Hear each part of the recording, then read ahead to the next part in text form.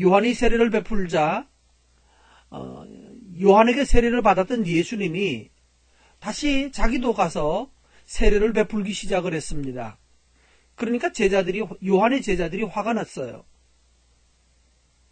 그래서 요한에게 와서 선생님, 예수가 저쪽에서도 다시 세례를 베풀고 있습니다. 라고 얘기했을 때 요한이 하는 말을 자세히 들어보시면요. 27절 말씀에 그렇게 말합니다. 만일 하늘에서 주신 바가 아니면 사람이 아무것도 받을 수 없느니라 라고 말하면서 예수님은 하나님에게 받아서 하시고 있다는 것을 말하고 있습니다. 오늘 여러분 앞의 주제는, 이 얘기의 앞선 주제는 어떻게 거듭나야 하겠습니까? 라고 하는 거듭남의 주제였습니다. 어떻게 영생을 얻는가? 바로 그런 주제가 지금 계속 이어지고 있는 거예요.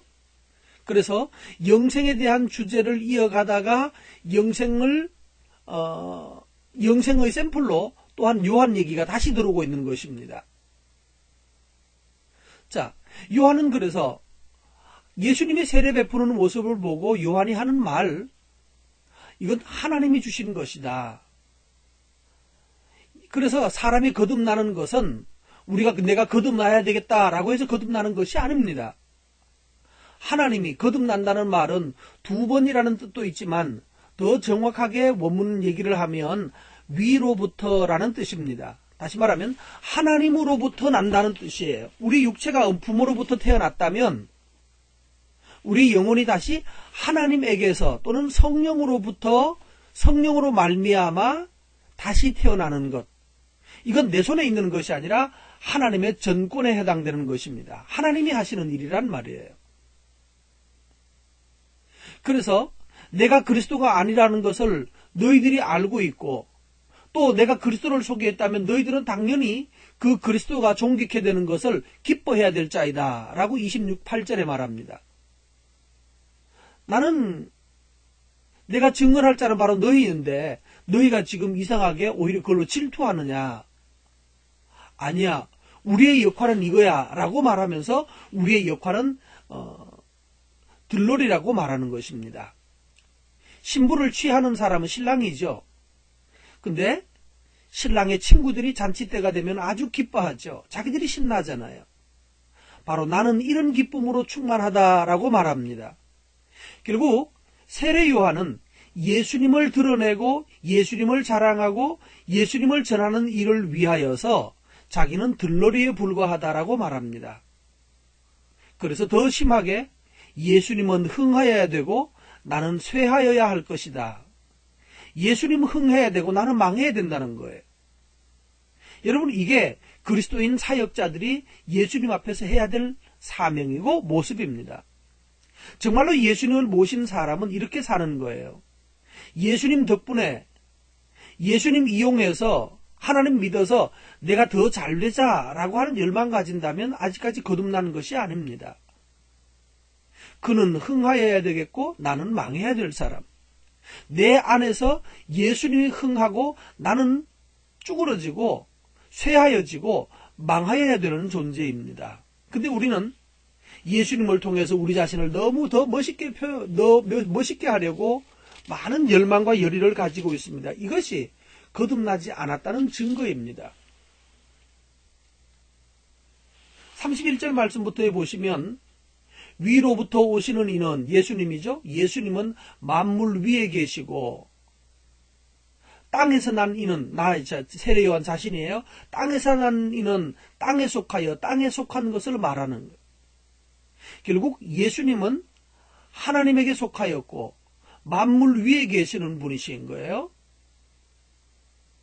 그래서 예수님은 하늘로부터 오시는 이는 만물 위에 계시나니 그가 친히 보고 들은 것을 증언하되 그의 증언을 받는 자가 없도다. 예수님은 만물 위에 계시는 분이고 너희들이 지금 나한테 질투하고 있는 것은 예수님을 질투하고 있는 것은 너희들이 지금 땅에 속한 얘기를 하고 있는 거야.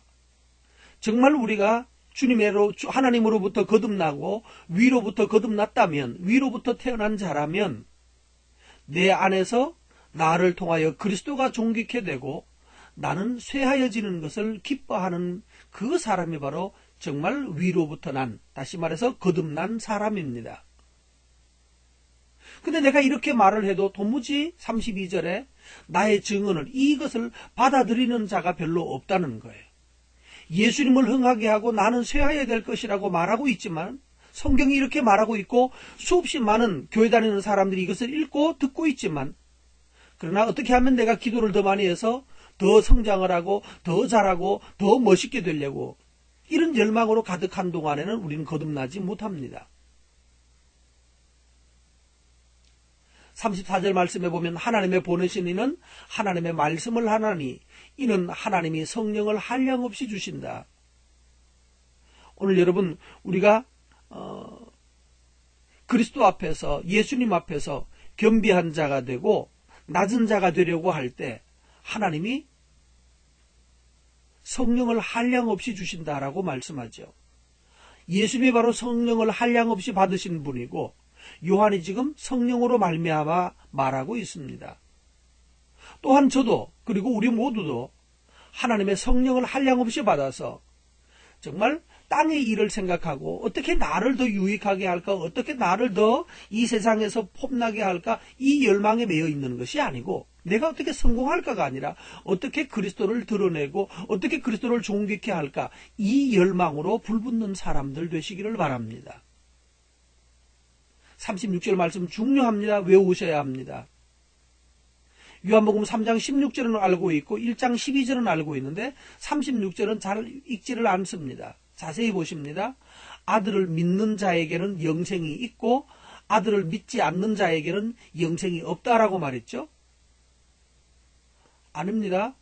제가 틀리게 말을 했어요. 일부러. 다시 정상적으로 말할게요. 아들을 믿는 자는 영생이 있고 아들에게 순종하지 않는 자는 영생을 보지 못한다, 이렇게 되어 있어요. 아들을 믿는다는 것이나 아들에게 순종하는 것이 같은 뜻입니다. 한국교회는 큰 병이 있습니다.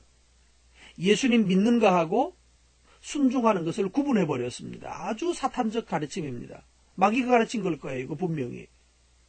예수를 믿는다는 것은 곧 예수님에게 순종한다는 것입니다. 나의 주권을 얘기하지 않고 나도 잘 될 권리가 있고 나도 성공할 권리가 있고 이런 얘기하지 않고 나는 주님 앞에서 망해야 될 자이고 주님을 흥하게 하기 위해서 나는 망해야 될 자라고 하는 생각, 이 생각을 해야 되는데 아들에게 순종하지 않습니다.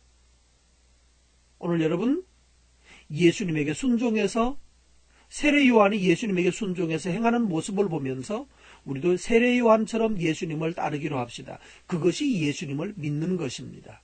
이 예수님, 이렇게 예수님을 믿을 때 영생을 보게 되는 거예요. 한국교회는 예수를 믿는다라고 말하고 목사들이 예수를 전한다고 말하는데 하나님의 진노가 그 위에 머물러 있는 모습을 우리들이 많이 보고 있잖아요. 하나님의 진노가 그 위에 머물러 있어요. 이게 왜, 뭐가 문제일까요?